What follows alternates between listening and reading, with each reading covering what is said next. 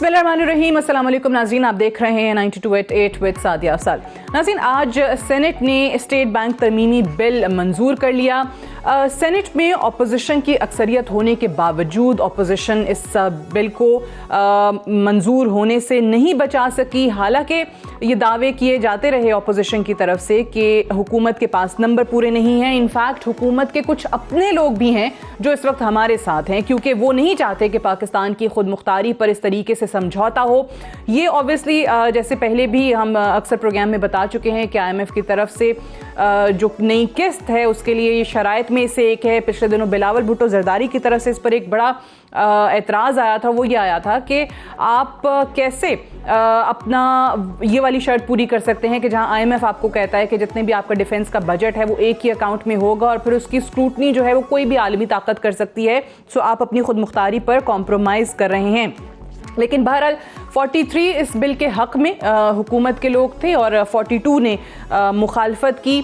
और असल सवाल तो यह है कि अपोजिशन कहाँ चली गई। वो अपोजिशन जो हुकूमत को घर भेजने की बातें भी करती है, तहरीक अदम एतमाद की बातें भी करती है, PTI और उनके इत्तेहादियों के नंबर भी अपने साथ होने की बात करती है, लेकिन जब असल इम्तिहान आता है इस तरीके से कानून साजियाँ या बिल्स रुकवाने का, तो वहाँ अपोजिशन नाकाम हो जाती है।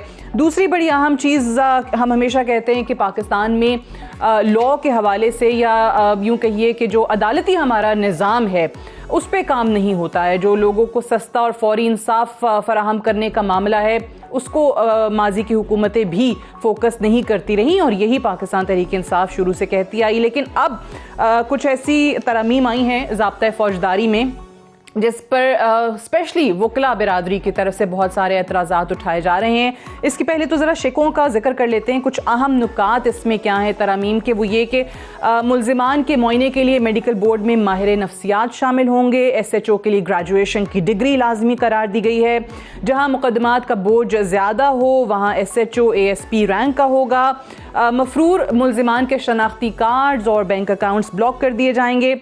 जलसे जुलूसों में असलहा लेकर जाने की इजाज़त नहीं होगी। प्रोसिक्यूटर तफ्तीश से मुतमईन ना हो तो मज़ीद या सर-ए-नौ तहकीकात हो सकेंगी। गैर संजीदा मुकदमाबाजी पर सेशन कोर्ट 10 लाख तक जुर्माना कर सकेगी। फिर इसमें जो मुद्दत है फौजदारी मुकदमात को निपटाने की वो 9 महीने की रखी गई है और फिर हर महीने हाई कोर्ट को इस पे पेशरफ्त की रिपोर्ट भी जमा कराती जाएगी। इसके अलावा एक और इसमें अहम चीज़ है कि जो ऑडियोज़ हैं, वीडियोज़ हैं और ईमेल्स हैं वो भी काबिल कबूल शवाहिद तसव्वुर होंगे। और भी बहुत सारी चीज़ें हैं जिसमें आगे जाके प्रोग्राम में हम बात भी करेंगे। इस पर आखिर एतराज़ क्या है? हम हमेशा कहते हैं कि हमारा क्रिमिनल जस्टिस सिस्टम डिलीवर नहीं कर रहा। तमाम जमातें ये मानती हैं, लेकिन आखिर अगर ये एक इक़दाम उठाया गया है तो इस बार इसमें क्या कबाहत है, क्या तहफ़्फ़ुज़ात हैं, अपोजिशन इस पर क्या सोचती है, उनकी राय क्या है, तमाम चीज़ें जानने की कोशिश करेंगे। मेहमानों का आपसे तारुफ़ करवा दूँ। हमारे साथ सेनेटर अली ज़फ़र साहब मौजूद हैं, पाकिस्तान तहरीक इंसाफ के सीनियर रहनुमा हैं, आपका बहुत शुक्रिया। कादिर खान मंदोखेल साहब हमारे साथ मौजूद हैं, MNA हैं पाकिस्तान पीपल्स पार्टी के, आपका भी बेहद शुक्रिया। और राना सनाउल्लाह साहब हमारे साथ मौजूद हैं, सीनियर रहनुमा हैं PMLN के, मेंबर कौमी असम्बली भी हैं। राना साहब आपका भी शुक्रिया। आप ही से मैं आगाज़ करना चाहूँगी। राना सनाउल्लाह साहब, राना साहब ये फरमाइए कि ऑब्वियसली आप लोगों ने हमेशा ये कहा कि बहुत सारी हुकूमत की तरफ से ऐसी चीज़ें हो रही हैं जो अवाम के या मुल्क की फलाह के लिए नहीं हैं, सॉवरेंटी पर कॉम्प्रोमाइज़ किया जा रहा है। और आज ये जो बिल पास हुआ इस पे भी हम देखते रहे बहुत सारे अपोजिशन के लोगों ने ये दावा किया था कि हुकूमत के लोग हमारे साथ होंगे। बट राना साहब, जब असल इम्तिहान आता है तो वहाँ अपोजिशन कहाँ गायब हो जाती है? आपके नंबर्स क्यों पूरे नहीं हो पाते? नहीं, देखिए, अगर आप आज की जो सेनेट की कार्रवाई है आप अगर उसको फोकस कर रही हैं जी, तो आप ये देखें हुकूमत के पास या चेयरमैन के पास ये अपॉर्चुनिटी तो होती है कि वो हाउस पे नजर रखे और अगर ये देखे कि अपोजिशन के लोग ज्यादा हैं तो वो कार्रवाई को जो है वो 30 मिनट के लिए जो है वो अर्जेंट कर दे। ठीक है। और उसके बाद जब हुकूमत की तरफ से बताया जाए कि जी हमारा अब नंबर पूरा है तो उस वक्त जो है वो शुरू कर दे। और फिर भी जब नंबर बराबर हो तो फिर खुद कुर्सी से उठे और अपना वोट जो है वो कास्ट कर दे। और उसके बाद क्या है कि जी अब मोशन जो है वो पास हो गई है। और फिर उसके बाद आपने देखा कि जब फाइनल वोट हुआ है तो दिलावर खान साहब कौन है? ये यानी सेनेट में ऐसे लोग हैं जो इंडिपेंडेंटली 70 करोड़ रुपया अदा करके जो है वो आज़ाद मुंतखब हो जाते हैं, उसके बाद फिर हुकूमती पार्टी में शामिल हो जाते हैं और फिर इंतहाई क्लीन और जो है वो शफाफ वज़ीर आज़म उनके गले में पटा पहनाते हुए भी लोग देखते हैं। तो ये ऐसे ज़मीर खरीद के जो है वो सेनेटर बनने वाले ज़मीर फरोश जो है वो चले फिरते हैं। तो यानी बकौल आमिर लियाकत यहाँ भी ऐसे लोग मौजूद हैं जो आते नहीं है, लाए जाते हैं। नहीं सुन लेना, ये दिलावर खान साहब जो है जी, ये उसकी एक बहुत उम्दा मिसाल है और ये वही है जिन्होंने यूसुफ रजा गिलानी को वोट दे के जो है वो लीडर ऑफ द अपोजिशन बनाया था। तो आज मैं समझता हूँ कि एक तो हमारा वो स्टांस जो है वो वेरीफाई हुआ है कि यूसुफ रजा गिलानी साहब जो वज़ीर अपना लीडर ऑफ द अपोजिशन बने थे, जिन वोटों को हासिल करके वो वोट अपोजिशन के नहीं थे, वो गवर्नमेंट के वोट थे। और ये एक चाल थी जिसको चला गया, जिसके धोखे में आए यूसुफ रजा गिलानी साहब और शहरी रहमान साहबा। और आज मैं समझता हूँ कि पीपल्स पार्टी को पूरी तरह से यहाँ हो गया होगा। तो अगर उस चीज को मद्देनजर रखें तो इवन वोट है सेनेट में, और ये कहना कि हमारे पास वहाँ पे ज्यादा वोट है, ज्यादा नंबर है, ये दुरुस्त नहीं है। वहाँ ऑलमोस्ट बराबर है और आज बराबर की लड़ाई जो है वो अपोजिशन ने बड़ी भरपूर लड़ी है और आखिरी वोट जो है वो भी मेरा ख्याल है 1 वोट का फर्क है। और बिल्कुल 43-42 ये हाँ पहले इक्वल था बिल्कुल। फिर चेयरमैन साहब को कुर्सी से उठ के जो है वो फिर अपना वोट कास्ट करना पड़ा। तो मैं समझता हूँ कि अपोजिशन ने, मुत्तहिदा अपोजिशन ने इस बिल के ऊपर भरपूर तरीके से अपने आप को असर्ट किया है और पूरी कौम को ये मैसेज गया है कि ये जो हम अपनी इकोनॉमी, अपनी जो मुआशी आज़ादी तो हुकूमत जो सरेंडर करने जा रही है, तो उसके ऊपर अपोजिशन ने अपना ठीक है राना साहब। अच्छा, ये बड़ी इंटरेस्टिंग पॉइंट आपने रेज किया और ऑब्वियसली मंदोखेल साहब पहले आपका मौकफ लेके फिर मैं बैरिस्टर साहब की जानिब जाती हूँ कि ये हम हमेशा देखते हैं कि जहाँ पर ज़रूरत पड़ती है वहाँ पे बहुत सारे लोग जो आम तौर पे आपको सेशंस में नज़र नहीं आएंगे वो भी आ जाते हैं क्योंकि उनको कहा जाता होगा कि जी वोट कास्ट करना है। बहरहाल ये यूसुफ रजा गिलानी साहब अपोजिशन लीडर हैं सेनेट में, वो कहाँ गायब थे? अभी राना साहब ने भी बात की, डॉक्टर मुसद्दिक मलिक ने भी ट्वीट किया कि इन्होंने वहाँ आज गैर हाजिर हो के IMF के हवाले कर दिया है स्टेट बैंक और मुल्क की खुद मुख्तारी। सो मुझे बताएं कि आप गिलानी साहब के हवाले से क्या इत्तलात हैं, ये कहाँ ऐसे अहम मौके पर नहीं पहुँच सके सेनेट में? देखिए, पहले तो बात ये कि मुझे इस चीज़ का इल्म नहीं है कि गिलानी साहब आज क्यों नहीं गए। तो बकावली हमारे दूसरे सेनेटर साहिबान के वो निया है, क्या उसकी मजबूरी थी या क्या ज़रूरी काम था, क्योंकि इसमें मैं कमेंट्स नहीं कर सकूँ, मुझे इस बारे में इल्म नहीं है। दूसरी बात मैं ये कहना चाह रहा हूँ कि इस सेनेट में अगर अक्सरियत या दिलावर खान जैसा अगर सेनेटर आता है या कोयटा से अब्दुल कादर जैसे आता है, ख़ुद इमरान नियाजी साहब ने कहा कि बलूचिस्तान में 70 करोड़ रुपए में सेनेट का सीट चल रहे, और फिर वही अब्दुल कादर आ जाता है पहले PTI की तरफ से, फिर बाप पार्टी की तरफ से, फिर दोनों का मुश्तरका कैंडिडेट हो जाता है। तो ये चीज़ें तो बड़ी अहम। दूसरी बात मैं ये कहना चाह रहा हूँ कि सेनेट में अगर इतनी सीटें इनकी हो गई PTI की, वो भी हमारी वजह से हुई है। हमारी वजह से ऐसे कि पंजाब में जो 5 सेनेटर इनकी बड़ी आराम से तालीम में बैठ रख के इनको दिया गया है, तो मैं समझ रहा हूँ क्योंकि जहांगीर तरीन साहब के ग्रुप का और उनके लोग उसे नाला थे, वो 5 सेनेटर नहीं मुंतखब कर सकते थे, वो भी हमारी वजह से हुए है। तो दूसरी बात ये कि ये बहुत सारी चीज़ें बिल आई कौमी असम्बली से भी बिल्डोज होकर उन्हें पास करा दिए, यहाँ भी होगा। और मैं आपको एक और वजह दो, राना साहब लेकिन आज नून लीग ये काफी अरसे से पहले कह रही थी, मुझे याद है अच्छे तरीके से स्टेटमेंट्स, कि कहीं ना कहीं पीपल्स पार्टी फ्रेंडली ऑपोजिशन का किरदार अदा कर रही है, या ये खुद ही नहीं चाहते कि हुकूमत गिरे। फिर खुर्शीद शाह साहब का एक बयान भी आ गया था कि हम चाहते हैं कि हुकूमत 5 साल अपनी मुद्दत पूरी करे। फिर जब इस तरीके के सेशंस में जहां ज़रूरी होता है वहां अगर पीपल्स पार्टी के लोग नहीं होंगे तो फिर नून लीग के इस मौक़िफ़ को तक़वियत मिलती है। मंदोखेल साहब। हाँ, मेरी बात मेरे ख्याल में पूरी तरह से आपने नहीं सुनी है। तक़वियत तो उस वक्त भी मिली है हमें और इस चीज़ का अगर नून लीग पीटीआई के साथ पंजाब में सीटें आपस में नहीं बांटते तो पीटीआई के 5 सीटें नहीं आ सकती थी। जी मैंने क्योंकि जहांगीर तरीन जो है ना वो 32 MP है और 8 MNA के साथ वो बागी हो चुका था। ठीक है, तो अब तकवीत तो या भी मिलती है। आज अगर हमारा यूसुफ रजा गिलानी, क्योंकि मेरे खुद बात नहीं हुई है, उसकी क्या मजबूरी थी, क्या मसला था, तो नहीं है, तो इसका मतलब ये नहीं हुआ कि आपने सारा मलबा हमारे सर पे डाल दिया है। ANP का भी एक बंदा चला गया था, उसकी भी जिक्र किया करे। और फिर दूसरी बात ये, दिलावर खान जिस सेनेटर की आप जिक्र करें वो तो आजाद मुंतखब हुआ है, तो उसकी मर्जी होती है वो हमें वोट दे, हुकूमत को वोट दे, नून लीग को वोट दे, किसको दे। देखिए शाहिद हुसैन सैयद नहीं थे। हाँ देखो, मैं ये चीज करूँ कि वो उसका भी जिक्र किया करें ना आप, लेकिन मैं सबसे पहले तो ये जिक्र कर रहा हूँ कि जो हुकूमत के खिलाफ अपोजिशन या PDM के प्लेटफार्म से एक तहरीक शुरू हुई है और उस तहरीक में PTI को 5 सीटें प्लेट में आराम से लेके दी है, तो हमें तो उस दिन से एतराज था, उस दिन से है। लेकिन मैं उस चीज़ में नहीं उलझन में पढ़ना चाह रहा हूँ।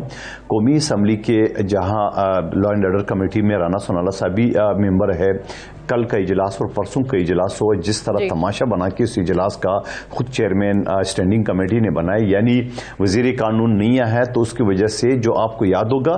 लेकिन मैं ये भी बात कहना चाह रहा हूँ, ये राना साहब को अच्छी तरह पता है कि जो बिल थे इसकी नेब ऑर्डिनेंस के हवाले से या नेब के चेयरमैन की वजह से ये हुकूमत पास नहीं करा सकी।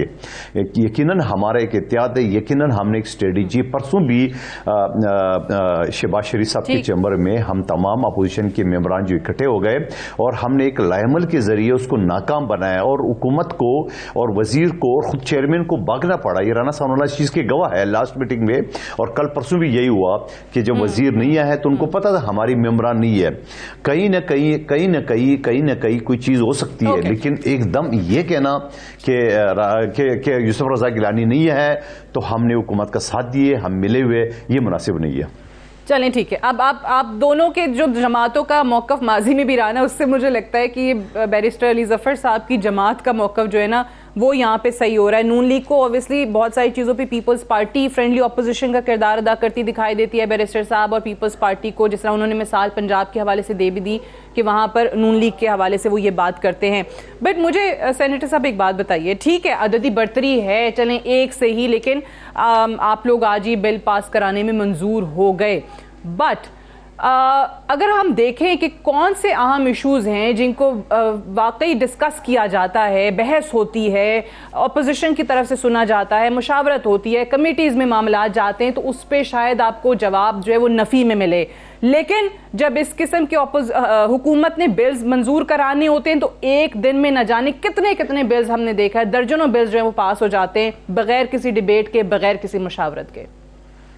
बैरिस्टर साहब जी बिल्कुल। देखें, सबसे पहले तो मैं ये कहना चाहूँगा कि जो बिल पास आज किया है स्टेट बैंक ऑफ पाकिस्तान के हवाले से, जो कि एक कंडीशन भी थी IMF की जिसको हमने डाला है, उसको अगर आप गौर से देखें तो उसमें कोई ऐसी बात नहीं है जो डिबेट में लाई जा रही है ऑपोजिशन की तरफ से। उसमें कोई सॉवरेनिटी आपकी नहीं दे रहे किसी को। सॉवरेनिटी देने का तो मतलब ये होता है कि आप किसी मुल्क को अपने चीजें दे दें दूसरे मुल्क को। आप तो अपने ही स्टेट बैंक को कह रहे हैं इस कानून में कि आप आज़ाद हैं, आप इंडिपेंडेंट हैं, आप अपनी जो फिजिकल पॉलिसीज हैं, जो आपने फैसले करने हैं इकोनॉमिक पॉलिसी वाले, वो हुकूमत की मुशावरत तो ज़रूर करें लेकिन फैसले आपके होने चाहिए, आपने किसी की डिक्टेशन नहीं लेनी।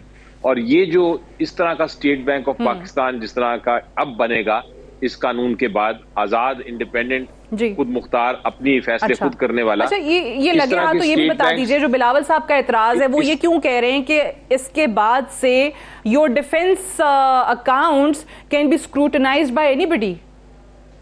जी मैं बताता हूँ, मैं आ रहा हूँ उस पर। अब ये जो इस तरह का बैंक होता है, स्टेट बैंक कह लें उसको, आप सेंट्रल बैंक कह लें, मुख्तलिफ नाम दिए हैं मुख्तलिफ ममालिक में। हर मुल्क में ये इसी तरह इंडिपेंडेंट होता है।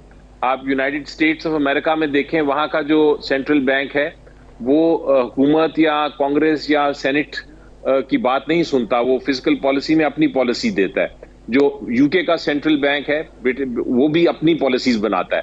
इसी तरह यूरोपियन ममालिक, इसी तरह सिंगापुर देख लें, आप अपने नेबरहुड में देख लें, जो इंडिया का सेंट्रल बैंक है उसमें भी यही शिकें हैं जो अब हम डाली गई हैं। तो ये मेरा ख्याल है इस सबसे पहले क्लियर होना चाहिए हमें कि ये कानून में कोई मसला नहीं। अब नंबर 2, आपने बड़ा अच्छा सवाल पूछा था कि एक कानून साजी होनी कैसी चाहिए, कानून साजी होनी कैसी चाहिए। ये बड़ा इंपॉर्टेंट सवाल है और इसमें मैं आपसे 100% एग्री करता हूँ। जो कानून साजी आमतौर पे होनी चाहिए, जो पार्लियामेंट्री सिस्टम है, पार्लियामेंट का मतलब ही है पार्ले का मतलब डिबेट का मतलब है कि आप फैसला करने से पहले आप एक दूसरे की बात सुने और सुनने के बाद आप उस पर फैसला करें नेशनल इंटरेस्ट में, कौमी इंटरेस्ट में, अपनी पर्सनल इंटरेस्ट या अपनी पार्टी इंटरेस्ट में नहीं। ये है सही पार्लियामेंट्री फॉर्म ऑफ गवर्नमेंट। तो जब एक कानून आता है, कोशिश ये होनी चाहिए कि पहले वो कमेटी में जाए, वहां डिबेट हो, डिबेट करने के बाद वो वापस हाउस में आए, हाउस में दोबारा डिबेट हो, अगर कोई अमेंडमेंट हो, उसमें सजेशन हो तो अमेंड किया जाए। ये है ट्रू, सही, सच्ची डेमोक्रेसी और पार्लियामेंट्री फॉर्म ऑफ गवर्नमेंट। ठीक है, लेकिन हमने बट अनफॉर्चुनेटली ऐसा होता नहीं है। बहुत सारे अहम मामला हमने डिबेट्स नहीं देखी हैं। शायद किसी को पता भी नहीं होता है कि कौन सा बिल पास हो रहा है, लेकिन वो धड़ाधड़ उस पे वोटिंग होती है और उसके शायद उसमें क्या लिखा हुआ क्या है, उसके नुकात क्या है, वो भी मेंबरान को शायद ना पता होता सबको, लेकिन फिर भी वो हम देखते हैं कि पास हो जाते हैं बगैर किसी डिबेट के। एक ब्रेक मुझे लेने दीजिए। राना साहब आप हमारे साथ ही रहिएगा। राना साहब का मौक़िफ़ मैं जानने की कोशिश करूंगी right after this short break. Stay tuned.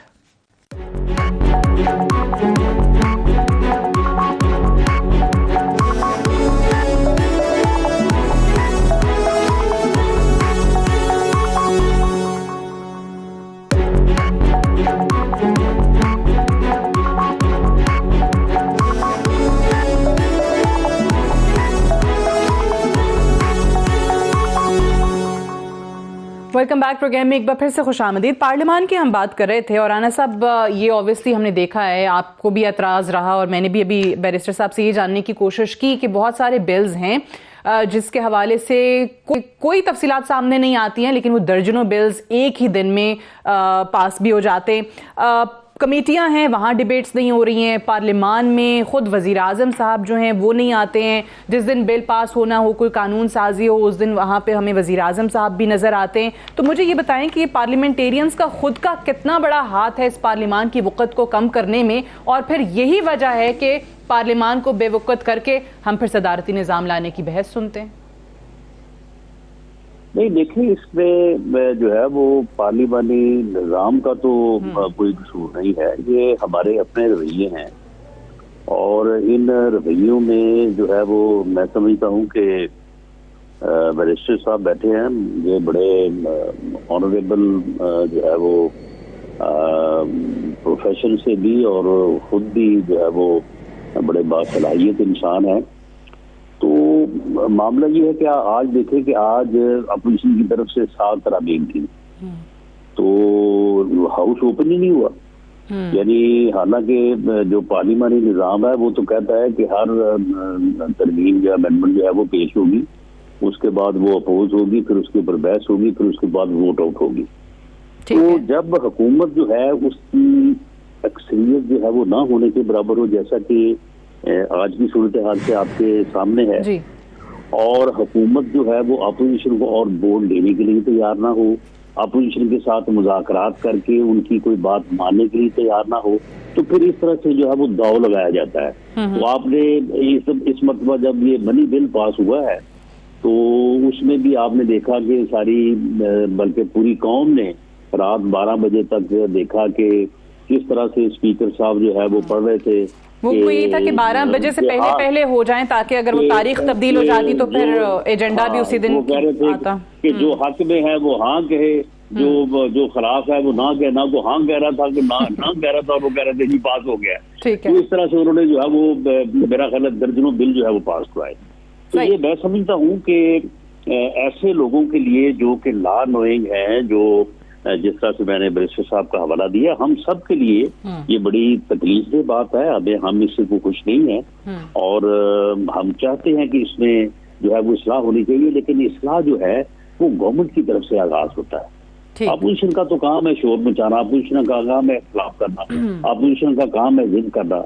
जो गवर्नमेंट है उसका काम है कि फैसिलिटेट करे, उसका काम है कि इन्वॉल्व करे, लोगों अच्छा, को ये बड़ी अच्छी आपने बात लोगों की। को ऑन मैं बोर्ड पहले अली जफर साहब का मौकफ लेके फिर मंदोखेल साहब आपकी जानिब आती हूँ। जो राना साहब ने बात की उसी से अली जफर साहब, ये बात तो दुरुस्त है, उन्होंने सही कहा कि ऑपोजिशन का तो काम है शोर शराबा करना, खलल डालना। वो तो नहीं चाहेंगे कि आपके बिल्स जो हैं वो इस तरीके से पास हों या कहीं पर भी कोई कामयाबी मिले। ही इज एब्सोल्युटली राइट कि हुकूमत का काम है कि वो किस तरीके से इस मामले को हैंडल करती है। अब इसी पे प्राइम मिनिस्टर साहब जो खुद ये कहते हैं कि वो अपोजिशन लीडर से, शहबाज शरीफ से बात नहीं करेंगे, वो उनको चोर समझते हैं या करप्ट समझते हैं, वो हाथ मिलाना पसंद नहीं करते। अब अगेन जैसे राना साहब ने कहा, आप भी लॉ को जानते हैं, राना साहब जानते हैं, मंदोखेल साहब जानते हैं, it is a constitutional obligation for the prime minister कि वो अपोजिशन लीडर को कंसल्ट करे। तो क्या बहुत सारी चीजें बेहतरी के साथ नहीं हो सकती थी इस पार्लियामान में अगर ये वाला एक वर्किंग रिलेशनशिप अच्छा होता? जी देखिए, पॉलिटिक्स में वर्किंग रिलेशनशिप्स तो मुख्तलिफ तरीके से आपने तारीख में देखा ही है किस किस्म की वर्किंग रिलेशनशिप्स रही हैं लोगों की। एक वक्त ऐसा था जब यहाँ चीफ मिनिस्टर थे नवाज शरीफ साहब और नेशनल लेवल पे प्राइम मिनिस्टर थी बेनजीर भुट्टो साहिबा। आपस में वो एक दूसरे को जेल में डालने के ऊपर तुले हुए थे।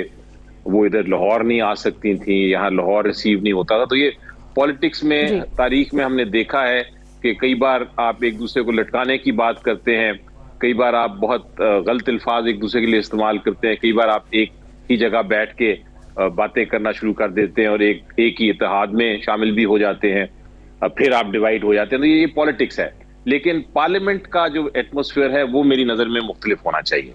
पार्लियामेंट का जो एटमॉस्फेयर है, एक तो होता है पार्टी का एटमॉस्फेयर और पार्टी के आपस में, वो तो चलता है, ये पॉलिटिक्स है। आप एक दूसरे के साथ नहीं बैठ सकते। अगर आप इलेक्शन लड़ रहे हैं, आप एक दूसरे के मुखालिफ हैं, तो आप एक दूसरे के ऊपर तनकीद करेंगे और आप एक दूसरे के, वो यही चलेगा और आप लोगों को परसुएट करने की कोशिश करेंगे मैं दुरुस्त हूं और दूसरा गलत है। लेकिन पार्लियामेंट में आपका एक और भी जिम्मेदारी है और वो जिम्मेदारी है हर एक की।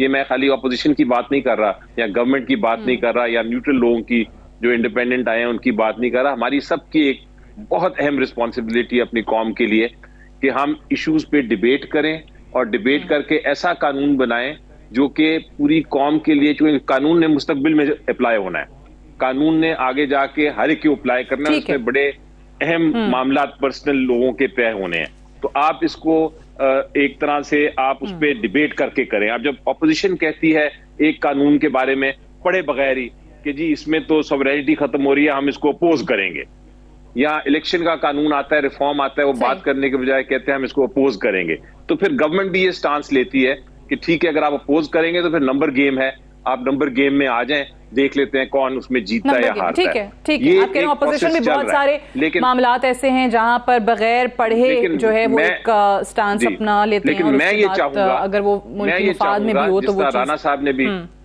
राना साहब ने कहा, मैं भी ये चाहूंगा कि हम एक ऐसा रिवाज, पार्लियामेंट्री रिवाज कायम करें कि हम लोग डिबेट करने के बाद उसको आगे। अब बस मैं आपको अपनी लॉ एंड जस्टिस कमेटी की बात बताता हूँ।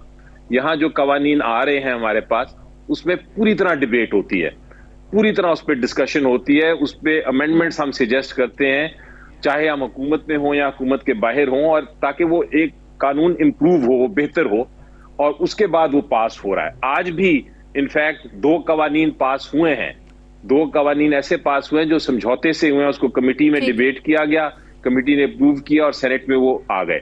ये वाला एक ऐसा कानून था जो कि चूंकि वो एक तरह से उस पर बहुत सारी टेंशन थी, कंट्रोवर्सी थी, एक दूसरे की बात सुनने को कोई भी तैयार नहीं था, तो उस पर फिर वोटिंग होनी पड़ी और वोटिंग में जीत गए जो जिससे जीतना था। चलें, ऑब्वियसली, लेकिन वही बात है कि बहुत सारी चीजें जो हैं वो उस तरीके से इफ़हाम व तफ़हीम के साथ हैंडल हुकूमत भी नहीं कर पाती है ना, वो भी फिर जैसे इन्होंने कहा, राना साहब ने सही कह रहे हैं कि ऑपोजिशन का तो काम है शोर शराबा होगा, लेकिन आप हो रहा है और लेकिन हो रहा है लेते मैं मूविंग ऑन। मंदोखेल साहब, ये हम हमेशा कहते हैं कि क्रिमिनल जस्टिस सिस्टम जो है इसको मॉडर्नाइज करना चाहिए, फौरी इंसाफ मिलना चाहिए, सस्ता इंसाफ मिलना चाहिए, नहीं हो सका इस पे काम अभी तक। तो अब ये जो नया ये ज़ाब्ता फौजदारी में तरमीम सामने आई हैं, इस पे पाकिस्तान पीपल्स पार्टी का क्या मौक़िफ़ है? देखिए, पहले तो आप ज्यादती कर रही हो कि पिछला सवाल मुझसे न किया गया, और आपने इन दोनों पार्टी के बीच में डिबेट करा दिया। आप उस पर जवाब देना चाहें तो जरूर दे दें। चलेंगे तो मैं उसका हवाला देना चाह रहा हूँ, जरूर जवाब दे दें। जारी बात है, मैं भी वकील हूँ, पार्टी को रिप्रेजेंट कराऊंगा, तो मैं बिल्कुल जारी बात है वो मिस नहीं करूंगा। जो अली जफर साहब ने स्टेट बैंक के हवाले से बात की है और पूरा इसने इंडिया का और अमेरिका का और बरतानिया का हवाला दिया है, क्या अली जफर साहब मुझे इस बात का जवाब दे सकते हैं कि पाकिस्तान का स्टेट बैंक और पाकिस्तान के वज़ीर आज़म को जवाब देना हो? पाकिस्तान का स्टेट बैंक पाकिस्तान के अदारों जो अपोजिशन के खिलाफ ये इस्तेमाल करे उसको जवाब देना हो? पाकिस्तान का स्टेट बैंक और जिसमें पाकिस्तान का डिफेंस का सिर्फ एक अकाउंट होगा जो कि IMF बराह रास्त देखेगी, और IMF के अंदर हिंदुस्तान के और अमेरिका के लोग हैं ज़्यादातर बैठे हुए, तो आप पाकिस्तान को क्या करना चाह रहे हो? पाकिस्तान को यानी वो जो आपका एक वजीर था जो 100 अरब इसकी मुंह पे मारूंगी, 100 वापस उसकी मुंह पे मारूंगी, और आपने पूरा का पूरा स्टेट बैंक की मुंह पे मार दिया है IMF के।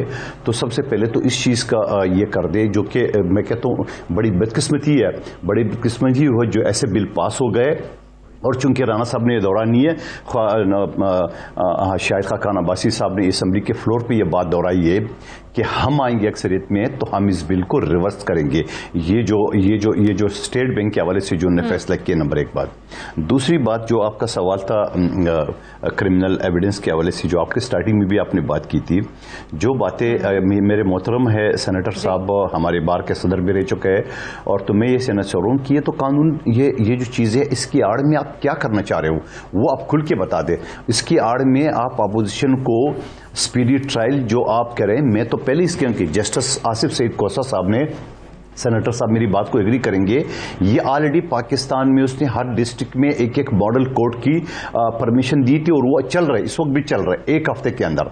और उससे पहले 1997 में मियां नवाज शरीफ साहब के दौर में एंटी टेररिज्म एक्ट आया था, जिसमें 7 दिन के अंदर फैसला करना था, और 7 दिन से पहले कोई और मुकदमा उसमें होना नहीं चाहिए था। यानी एक अदालत में एक मुकदमा चलेगा, 7 दिन के अंदर उसकी डिस्पोजल होगी। आज उसमें 1500, 1502, 2003, 3000 मुकदमात मौजूद है। तो मैं पहले दिन से ये चीज मेरे एक अमेंडमेंट की ऑलरेडी पड़ी हुई है, मेरे सुप्रीम कोर्ट हाई कोर्ट की जजेस के अपॉइंटमेंट से कल भी लॉ एंड जस्टिस कमेटी में, तो हम ये चाह रहे हैं। अच्छा, आप मैं जो आपकी बात समझ सकी हूं कि आप कह रहे हैं कि ऐसी तरमीम पहले हुई, ऐसे नुक्ते शामिल किए गए, लेकिन उस पर अमल नहीं हुआ। ये चीजें स्पीडी जस्टिस को यकीनी बनाने के लिए पहले भी की गई हैं। इसमें देखिए मेरी गुजारिश, मेरी बात कंप्लीट हो रही है, मैं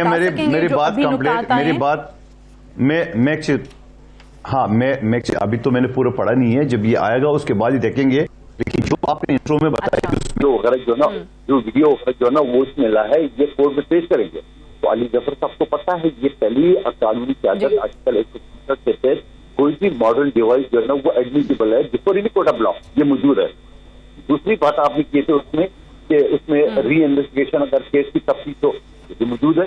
तफ्तीश उस वक्त तक जारी रहती है जब तक जजमेंट नहीं आता है, यानी एक केस का तफ्तीश उस वक्त तक जारी रहती है जब उसका फैसला नहीं आता है, तो वो पहले से मौजूद है।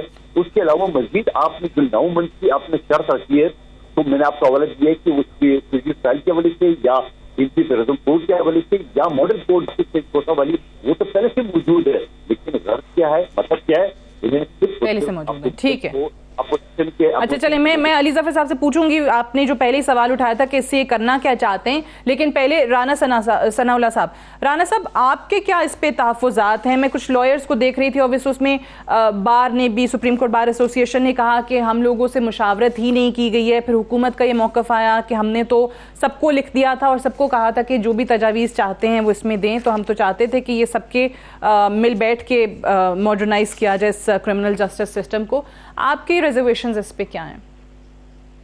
जी, पहली बात तो ये है क्योंकि जफर साहब ने मेरे बात की, तो उसके बाद जो बात मंदोखेर साहब ने की है, स्टेट बैंक का जो कानून पास हुआ है उस हवाले से मैं मंदोखेर साहब की बात की पूरी तरह से तहरीर करता हूँ। ठीक है, बल्कि मैं तो अली जफर साहब जैसे बंदे से ये हम तो तवक्को नहीं रखते कि वो इस किस्म की लेजिस्लेशन जो है उसकी जो है वो सपोर्ट करेंगे। मामला ये है कि देखिए कि आज जितने भी हमारे हैं इंक्लूडिंग पार्लियामेंट, वो स्टेट बैंक उनके सामने जवाबदेह ना हो, और पूरी दुनिया में कहीं ऐसे है, और फिर कहाँ पे ये है कि स्टेट बैंक जो है उसका सरबराह भी फिर आपने IMF से ही इम्पोर्ट करना है, और उसके बाद फिर उसको तनख्वाह भी आपने को 1.5-2 करोड़ रुपए जो है वो देनी है, और उस वायसराय को जो है वो आपने पूरी अपनी फाइनेंशियल पॉलिसी और पूरी इकोनॉमी जो है उसके हवाले कर देनी है। ये एक बहुत ही अनफॉर्चुनेट जो है ये लेजिस्लेशन हुई है, और बिल्कुल वी आर कमिटेड, और इसमें कोई दूसरी राय नहीं है कि मुतहदा अपोजिशन में से किसी जमात को भी जब मौका मिलेगा तो ये लेजिस्लेशन जो है ये रिवर्स होगी। अच्छा, अब आ जाए आप ये जो क्रिमिनल इन्होंने अमेंडमेंट्स की हैं, देखें अब आप इनकी जो है वो यास, इनकी उम्मीद और इनकी जो है वो हालत का अंदाजा करें कि अब इस तोते की जान जो है ना वो इस बात में फंसी हुई है कि अपोजिशन के लीडर जो हैं उसमें मियां शहबाज शरीफ फहरिस्त है, उसके बाद फिर जरदारी साहब भी होंगे, बाकी भी सभी होंगे। अब इनकी जो है वो जान इस बात में आके अटक गई है इस तोते की कि इनको अदालतों से सजा करवाएं। विदिन 9 मंथ्स जो किया है वो इसलिए किया है, बिल्कुल, इसके अलावा कुछ भी नहीं है। और हर महीने की रिपोर्ट हाई कोर्ट को पेश करें। बिल्कुल, हर महीने रिपोर्ट पेश हो, और अब ये समझते हैं कि हमारे पास ये शायद 8-9 महीने हैं। अभी अल्लाह बेहतर जानता है कि 8-9 महीने भी इनके पास है या नहीं है, लेकिन अब एक ही उसमें अमेंडमेंट है, ये 9 महीनों वाली। ये चाहते हैं कि 9 महीनों में जो अपोजिशन सारी को सजाएं हो जाएं, सारी अपोजिशन जेलों में चली जाए, नाअहल हो जाए, और हम जो है मैदान जो है वो यानी इनके लिए जो है ना वो कहते हैं कि गलियां हो जाए सुजियां तो वैसे मिर्जा यार फिरे।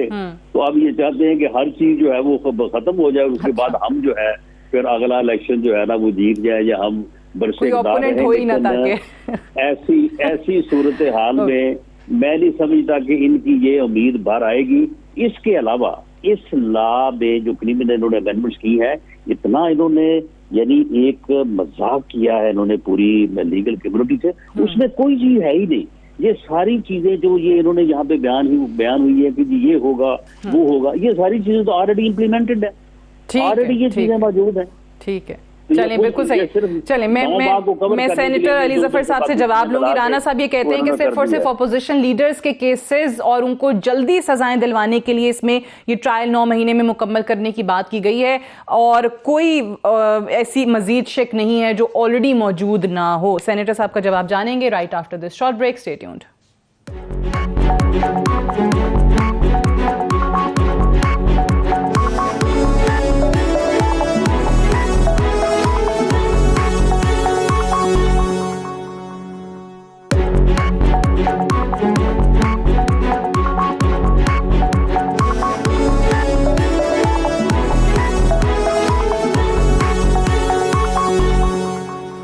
Welcome back. प्रोग्राम में एक बार फिर से खुशामदीद। सेनेटर साहब, सबसे पहले तो जो राना साहब का एतराज़ है, आप ये बताइए कि इसमें फौजदारी मुकदमात का ट्रायल 9 मंथ्स में कंप्लीट करने के अलावा नया क्या है? ये देखिए सादिया, सबसे पहले तो मैं ये बड़ा क्लियरली एक चीज स्पेसिफाई कर दूं, और इसमें मुझे कोई शक नहीं है कि ये कोई पर्सन स्पेसिफिक या ऑपोजिशन स्पेसिफिक ये कानून नहीं है।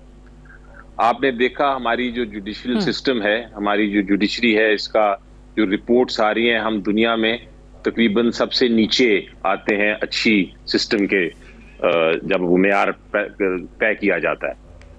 हमें ज़रूरी है कि हम अपना जो जुडिशियल सिस्टम है उसमें इम्प्रूवमेंट करें। बल्कि मैं तो ये कहता हूँ कि कॉस्मेटिक या मेकअप वाले जो तरमीम या अमेंडमेंट्स होती हैं उससे काम नहीं चलेगा। इस सिस्टम को ओवरऑल करने की जरूरत है। तो ये तो बड़ा वाज़ेह है कि ओवरऑल करने की कोशिश की गई है। अब मैं उसके बारे में बताता हूं कि कहाँ गलतियां हुई हैं, क्योंकि ये आपको ये एक नेशनल इंटरेस्ट वाली बात है। इसमें कोई मैं ऑपोजिशन या गवर्नमेंट की बात नहीं करना चाहता, मैं आपके सामने एग्जैक्ट हकायक रखना चाहता हूं। तो मैंने ये तो बता दिया कि ऑपोजिशन स्पेसिफिक नहीं है, लेकिन इसमें मसले क्या हुए हैं। सबसे पहले मसला ये हुआ है, और ये आपने जिक्र भी किया इसका, कि जो जब ये आप इस तरह की जुडिशियल रिफॉर्म करने जाएं तो आपको जो सबसे अहम लोग हैं वो हैं जो लीगल एसोसिएशंस हैं, बार काउंसिल्स हैं, सुप्रीम कोर्ट बार एसोसिएशन है, हाई कोर्ट बार एसोसिएशन है, जो ट्रायल लॉयर्स हैं, जो अपेलेट लॉयर्स हैं, जो सुप्रीम कोर्ट में लॉ करते हैं, जो ड्राफ्ट्समैन हैं, जो रिटायर्ड सेशन जजेस हैं, जो जजेस हैं एग्जिस्टिंग, जो जुडिशरी है, ये सारे स्टेक होल्डर्स को लेके आपको एक मैसिव ओवरऑल रिफॉर्म करना चाहिए। ये नहीं हुआ, इसीलिए आप ये देख रहे हैं कि ऑब्जेक्शंस हैं, लोगों को खदशात हैं, ऑपोजिशन को भी खदशात हैं। तो ये वन साइडेड नहीं होना चाहिए। ये प्रोसेस एक नेशनल प्रोसेस है और इसको खाली ये नहीं कि आप लेटर लिख दें वन साइडेड, यही तो वो लॉयर्स कह रहे हैं। आपकी हुकूमत का मौक़िफ़ आया फरूख नसीम साहब की मिनिस्ट्री की तरफ से, लॉ मिनिस्ट्री की तरफ से, कि हमने तो लेटर्स लिख दिए थे, हमने तो ऑन बोर्ड ले लिया था। फिर एहसन भून साहब कह रहे हैं कि उन्होंने साबित किया है कि उनमें इतनी सलाहियत ही नहीं है, उन्हें पता ही नहीं है कि किस तरीके से ये मामला आगे चलाने। जी, मैं इस कंट्रोवर्सी में नहीं जाना चाहता। मैं बात कर रहा हूँ नेशनल लेवल की, और मैं कह रहा हूँ कि हर एक को मुशावरत के साथ चलना चाहिए इस लॉ रिफॉर्म के मामले में। जो नजर आ रहा है कि नहीं हो रहा, क्योंकि वो एक तनाजा बन गया है। सुप्रीम कोर्ट बार ने कुछ लिख दिया है और दूसरी जमात ने कुछ लिख दिया है। सो अब ये एक पॉसिबिलिटी। दूसरी चीज ये है कि जब आप लीगल रिफॉर्म की बात करती हैं तो सबसे जरूरी एक जो हम इसको देखें, गलती कहाँ हुई है हमारे साथ पास्ट में, माजी में गलती हुई है कि हम कानून साजी तो हर हुकूमत आती है, कर देती है। वो जो कानून साजी होती है वो फिर इम्प्लीमेंट नहीं होती, वो सिर्फ कागज पे रह जाता है कानून, लेकिन उसकी एक्चुअल इम्प्लीमेंटेशन नहीं होती। ये वाला जो एस्पेक्ट है, ये मैंने अपनी लॉ एंड जस्टिस कमेटी में हमने ये फैसला किया है कि हम अब हर कानून जो बनाएंगे और जो कानून बने हुए हैं उसकी इम्प्लीमेंटेशन को हम एक तरह से मॉनिटर करेंगे। अब मसलन एंटी रेप लॉ आया है, एंटी रेप लॉ में हमने फैसला किया है कि वो जब का आया है उसको 2-3 महीने हो गए हैं, बहुत उसमें अहम चीजें हैं, लेकिन वो इम्प्लीमेंट नहीं हो रहा। तो हमने हर आईजी को, हर होम सेक्रेटरी को, हर इंटीरियर सेक्रेटरी, जो इंटीरियर सेक्रेटरी उनको बुलाया है अगली मीटिंग में कि आप ये बताएं कि आपके मसाइल क्या हैं और ये क्यों नहीं इम्प्लीमेंट हो रहा। तो दूसरी चीज ये है।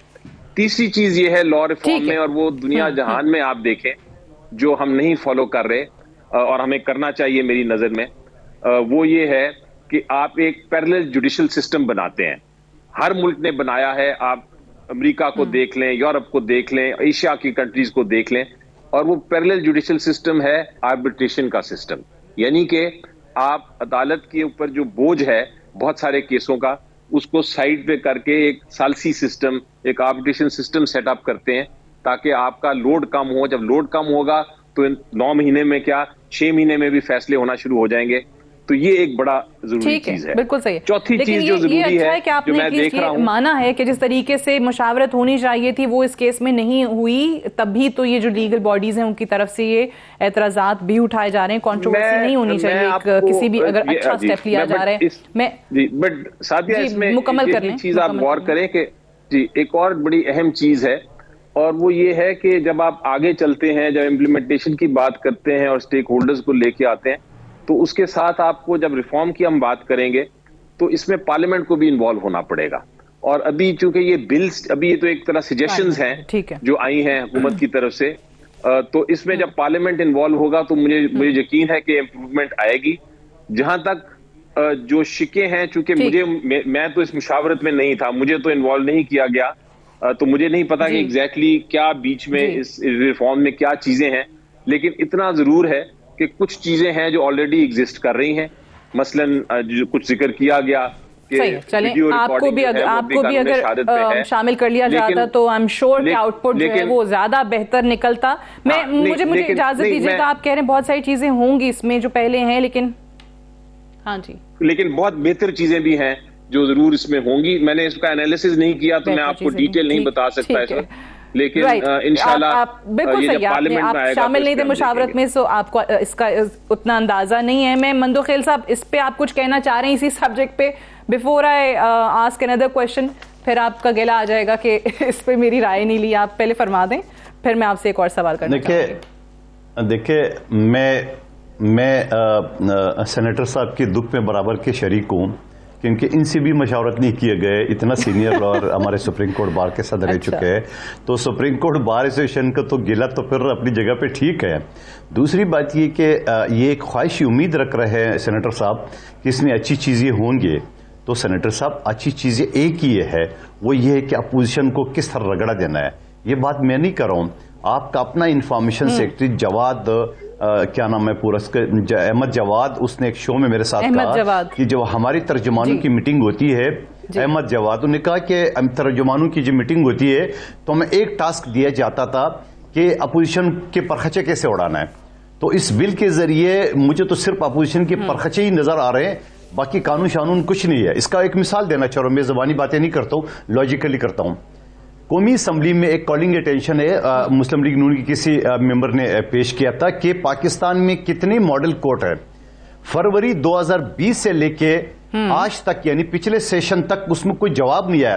तो मैं खड़ा हो गया, मैंने स्पीकर साहब से कहा, स्पीकर साहब आपके पास इसका तादाद नहीं आ रहा है, मुझ नाचीज की जिम्मेदारी लगा ले, अगले सेशन में पूरा पाकिस्तान का बता दूंगा कितने मॉडल कोर्ट है।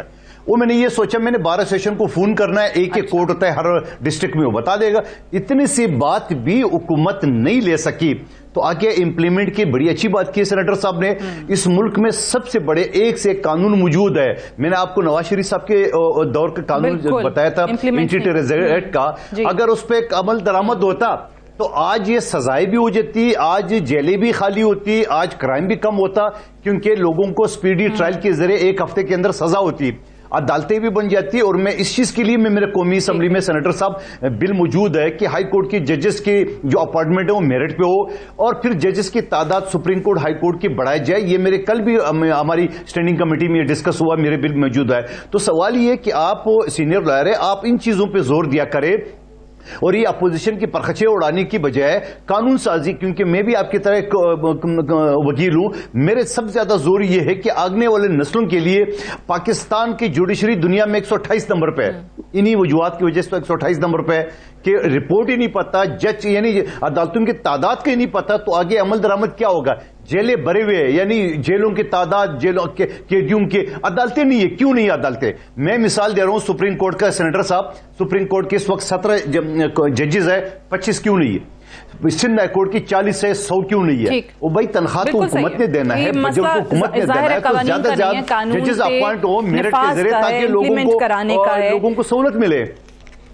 ठीक है, चलें, एक आप दोनों का एतराज था, वो सेनेटर साहब ने कहा कि नहीं ऑपोजिशन स्पेसिफिक नहीं है, लेकिन मैं राना सनाउल्लाह साहब ये फरमाइए, आपकी एक स्टेटमेंट, आपका एक बयान आज बड़ा ज़ेरे बहस है। आपने कहा कि शरीफ बिरादरान के अलावा और भी बड़े लोग हैं पार्टी में जो वजारत उज़्मा के उम्मीदवार हो सकते हैं, हमें कोई डॉक्टरों ने परहेज का तो नहीं कहा। सो ये इसका क्या मतलब लिया जाए? ऐसी कोई बहस हुई है, डिबेट चल रही है पार्टी में? नहीं, इसमें आप मुझे बताएं कि इसमें गलत बात कौन? गलत बिल्कुल नहीं है। मैं अगर इफ यू आस्क मी तो बिल्कुल नहीं है। जो मेंबर है उसको हक होना चाहिए। जो मेंबर इलेक्ट हो के असेंबली में आ जाए और जो पार्लिमानी पार्टी का हिस्सा हो, तो वो वज़ीर-ए-आज़म बनने का अहल होता है। जी बिल्कुल। तो इस पे मेरा तो नहीं ख्याल कि इसके ऊपर कोई ज्यादा बहस होनी चाहिए, लेकिन ज़ेरे बहस आ गया। बहरहाल आपने ये स्टेटमेंट दी है, क्योंकि लोग देखते नहीं है ना, लोग शहबाज शरीफ साहब या मरियम साहिबा या नवाज शरीफ साहब के अलावा फिर किसी और के बारे में इस तरह बात नहीं करते। लेकिन परवेज इलाही साहब के हवाले से आपने क्या कहा है कि वो भी आ सकते हैं आप लोगों की तरफ, लेकिन नून लीग जो है वो नहीं मानेगी उनके वजीर आजम के लिए या वजीर आला के लिए? नहीं, देखें, अब इसमें परवेज इलाही साहब इत्तेहादी है हुकूमत के, तो ये कहा जाता है कि जी इत्तेहादियों को तोड़ा जाए, जोड़ा जाए, तो फिर जोड़ा तो इसी तरह से जा सकता है ना कि हम उनको कहें जी आप स्पीकर हैं तो आप आए और आपको हम चीफ मिनिस्टर बना देंगे, तो इसी तरह से जोड़ा जा सकता है ना। जबकि ये कीमत मेरा नहीं ख्याल कि PMLN अदा करने को तैयार है। अच्छा, सही है। सेनेटर साहब, एक और ये जो सुप्रीम कोर्ट बार एसोसिएशन की तरफ से आप के साथ पिछले प्रोग्राम में इस पे बात भी हुई थी, आपकी राय ये थी कि इनकी पिटीशन की कोई हैसियत नहीं है, अभी भी आप उस पे कायम हैं, ये जो इन्होंने ताहयात नाहली के खिलाफ सुप्रीम कोर्ट में अपनी दरखास्त दी है? बिल्कुल जी, आई थिंक ये जो दरखास्त है ये डिसमिस होने वाली है, और उसकी वजह बड़ी सिंपल है कि आइन में तरमीम करने का हक सुप्रीम कोर्ट ऑफ पाकिस्तान को नहीं है, और आइन में तरमीम करने का हक सिर्फ और सिर्फ पार्लियामेंट को है। अगर सुप्रीम कोर्ट बार ने किसी किस्म की ऐसी कंडीशन लगाना चाहती है कॉन्स्टिट्यूशन में, आइन में, कि जो नाअहली है वो ताहयात ना हो, तो उनको चाहिए कि वो पार्लियामेंट में पिटिशन फाइल करते, वहां दरखास्त देते कि आप लोग कंसिडर करें, क्योंकि सुप्रीम कोर्ट आज से काफी साल पहले फैसला कर चुका है बड़ा क्लियरली कि आइन में वो कुछ किसी किस्म की अमेंडमेंट नहीं कर सकते। मुझे अफसोस ये है कि सुप्रीम कोर्ट बार एसोसिएशन ने जो फाइल की है पिटिशन, उससे तासुर ये मिल रहा है कि ये किसी पर्सन स्पेसिफिक को फायदा पहुंचाने के लिए फाइल की गई है, जबकि सुप्रीम कोर्ट बार एसोसिएशन का तरीन साहब ताल्लुक उनके बारे में सुप्रीम कोर्ट बार एसोसिएशन का ताल्लुक पॉलिटिक्स से नहीं होता। उनका काम है अगर कोई जमहूरियत को मसला है, अगर कोई फंडामेंटल राइट बुनियादी हक का इशू है, अगर कोई अपॉइंटमेंट ऑफ जजेस का मामला है, तो फिर वो पिटिशंस फाइल करते हैं बार एसोसिएशंस सुप्रीम कोर्ट या हाई कोर्ट में, लेकिन किसी पॉलिटिकल मकसद के लिए कभी नहीं फाइल की गई। तो मुझे उम्मीद ये है कि जो काबीना है उनका मौकफ आता सुप्रीम है कोर्ट बार की, वो इसको रिकंसिडर करेंगे। पर्सन स्पेसिफिक नहीं है, बट आप कह रहे हैं कि तासुर ऐसे ही मिलता है। Unfortunately I run out of time, I have to wind up. बहुत शुक्रिया सेनेटर अली जफर साहब, राना सनाउल्लाह साहब और कादर मंदुखेल साहब का प्रोग्राम में ज्वाइन करने के लिए। That's all for tonight, I will see you tomorrow इंशाल्लाह। इजाजत दीजिए, खुदा हाफिज।